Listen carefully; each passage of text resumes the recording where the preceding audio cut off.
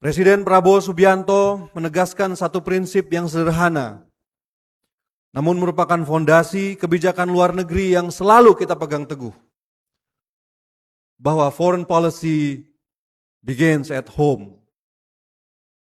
Diplomasi harus berangkat dari kebutuhan rakyat, dari kepentingan nasional, dan dari kewajiban negara untuk hadir dan melindungi.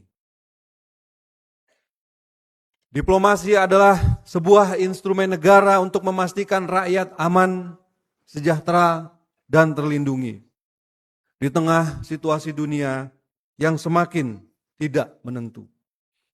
Mengawali tahun 2026, kita diingatkan kembali betapa rapuhnya tatanan dunia saat ini.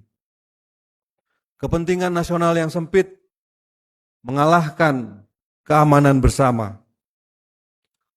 Hukum internasional yang selama ini menjadi pagar stabilitas dunia sering disalahgunakan melalui pendekatan yang bersifat à la carte.